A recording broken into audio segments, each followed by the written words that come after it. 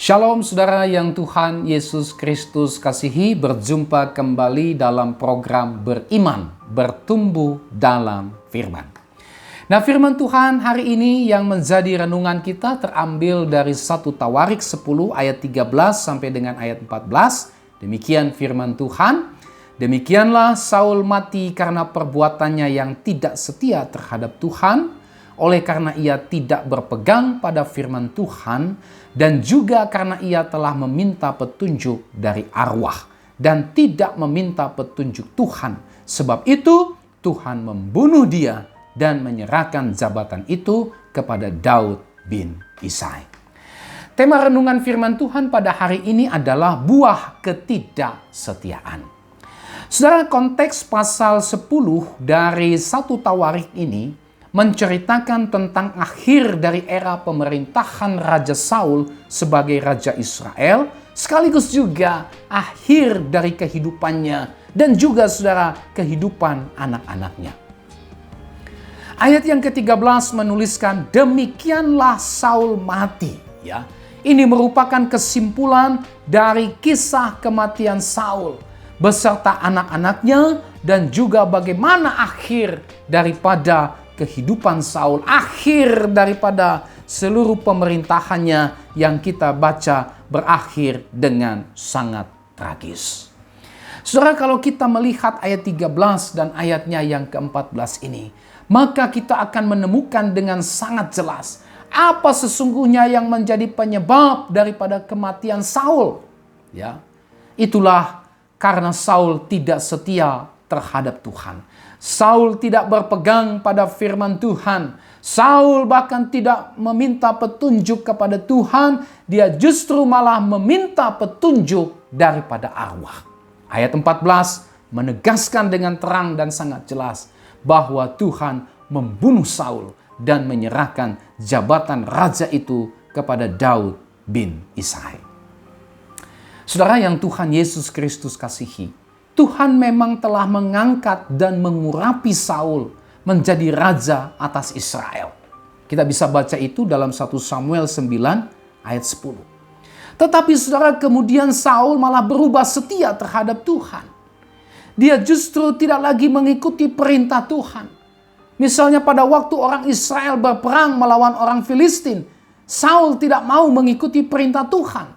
Itu dicatat dalam 1 Samuel 10 ayat 13 sampai dengan ayat 14.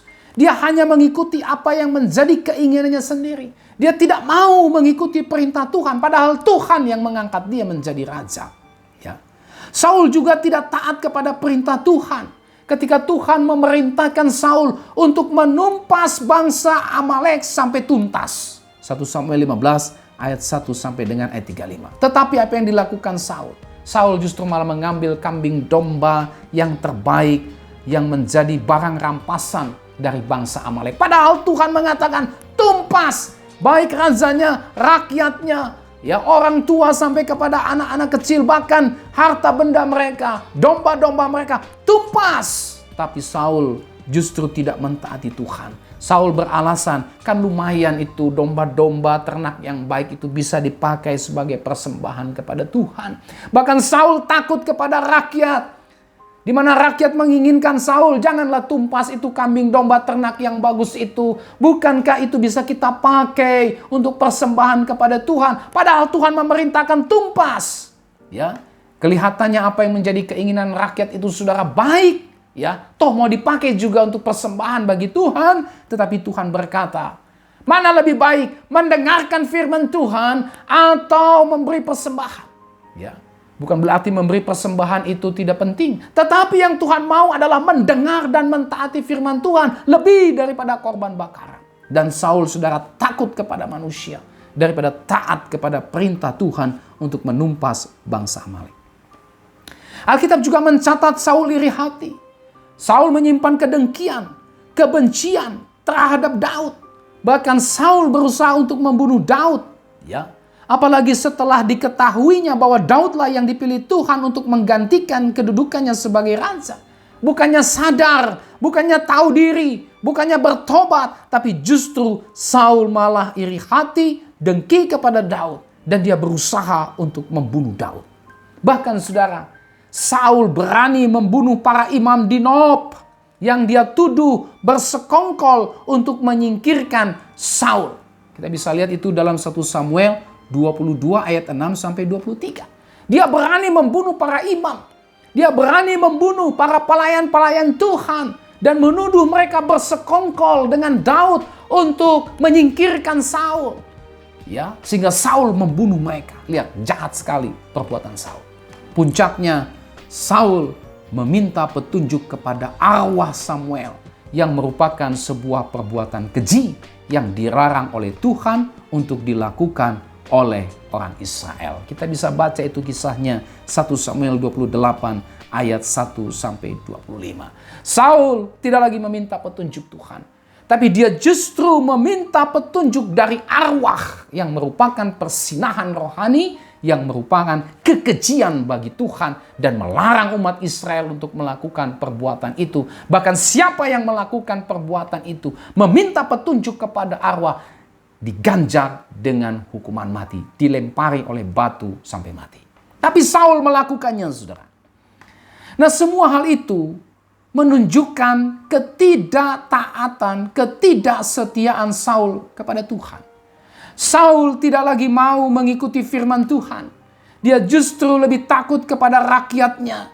Dia justru tidak tegas terhadap rakyatnya tersebut yang jelas-jelas melanggar firman Tuhan. 1 Samuel 15 ayat 24. Saul menjadi ambisius. Saul menjadi gila kekuasaan, gila kedudukan, gila jabatan. Saul menjadi arogan. Saul menjadi otoriter. Saul berbuat menurut keinginannya sendiri. Saul menegakkan apa yang menjadi kebenarannya sendiri, saudara. Ya, Saul dia mencari Tuhan itu hanya untuk hal-hal yang bisa memenuhi keinginannya saja. 1 Samuel 15 ayat 25, 30 dan 31. Saul juga dikuasai iri hati, dikuasai kebencian yang sangat dalam, dikuasai bahkan oleh roh jahat, ya. Daud dipanggil untuk memainkan kecapi. Untuk apa? Untuk mengusir roh jahat yang mengganggu Saul. Dia dikuasai oleh roh jahat, saudara. Dan Saul juga meminta petunjuk dari arwah orang mati yang merupakan kekejian di hadapan Tuhan dan juga merupakan bentuk persinahan rohani. Nah, buah dari perbuatannya itu semua, saudara. Buah dari ketidaktaatannya, buah dari ketidaksetiaannya tersebut kepada Tuhan. Rupanya ini telah mendatangkan kutuk, telah mendatangkan kebinasaan kepada hidupnya, kepada keluarganya bahkan, dan juga kepada kedudukannya sebagai raja. Ya, jabatan raja itu tidak diberikan kepada anak-anaknya, tetapi justru diberikan kepada orang lain. Itulah Daud bin Isai. Kenapa? Karena Saul tidak taat kepada Tuhan. Dia menuai dari ketidaktaatan dan ketidaksetiaannya kepada Tuhan. Nah, saudara, dari bagian firman Tuhan ini kita bisa mengambil pelajaran penting. Apa itu? Yang pertama, jangan sampai kita tidak setia kepada Tuhan dengan kembali kepada kehidupan dalam dosa, dengan terus-menerus menolak firman Tuhan, menolak untuk taat kepada firman Tuhan. Saudara, Tuhan berulang kali, bahkan Tuhan sudah memberikan firman-Nya kepada kita sebagai petunjuk bagaimana kita harus hidup untuk ditaati atau dilakukan. Nah, jangan sampai kita justru malah mengabaikan firman Tuhan. Kita malah menolak firman Tuhan tersebut karena mungkin firman itu bertentangan dengan keinginan kita, dengan hawa nafsu kita, ya. Atau bisa jadi karena firman Tuhan itu bertentangan dengan keinginan banyak orang. Saya takut dikucilkan oleh orang. Saya takut dikeluarkan dari persekutuan orang-orang tersebut. Makanya saya lebih memilih untuk tetap hidup bertentangan dengan firman Tuhan yang juga menjadi keinginan orang banyak itu. Ya, hati-hati, saudara. Taat kepada firman Tuhan bukan hanya diwujudkan dengan rajin berdoa. Taat kepada firman Tuhan bukan hanya diwujudkan dengan ikut ibadah, terlibat melayani di gereja, memberi persembahan dan sebagainya. Tapi taat kepada firman Tuhan juga diwujudkan dengan menolak, dengan membuang setiap keinginan-keinginan kita yang bertentangan dengan firman Tuhan. Mau nggak saudara membuang keinginan-keinginan saudara yang bertentangan dengan firman Tuhan? Ini taat. Taat kepada firman Tuhan juga diwujudkan dengan apa? Dengan menolak atau tidak mau mengikuti keinginan orang banyak yang bertentangan dengan firman Tuhan. Ya, kita tahu bahwa orang banyak itu masih melakukan atau mempraktekkan hal-hal yang bertentangan dengan firman Tuhan. Melakukan tradisi-tradisi, praktek-praktek yang jelas-jelas bertentangan dengan firman Tuhan. Tuhan menuntut kita taat dan itu berarti kita berani berbeda dengan mereka. Ya, apakah kita mau taat kepada firman Tuhan? Atau karena kita tidak siap untuk dikucilkan, kita tidak siap untuk dikeluarkan dari keluarga besar tersebut, saudara.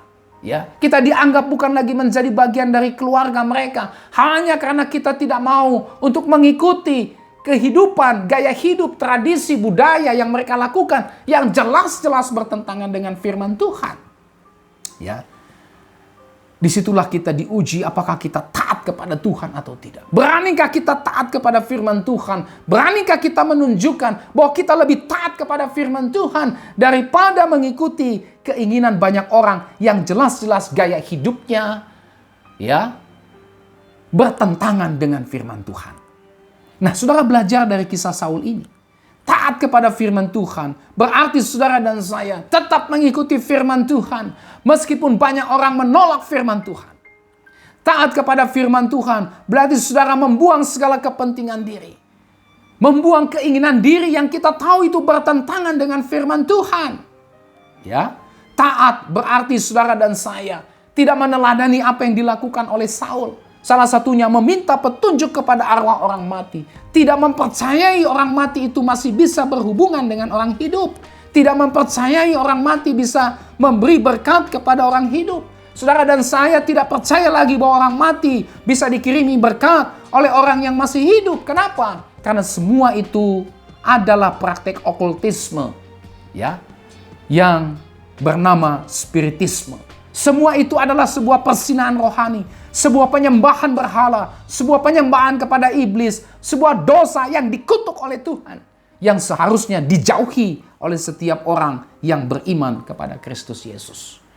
Masih adakah orang Kristen yang ke gereja, melayani Tuhan, ya, mendukung pekerjaan Tuhan, tapi masih meminta petunjuk kepada arwah?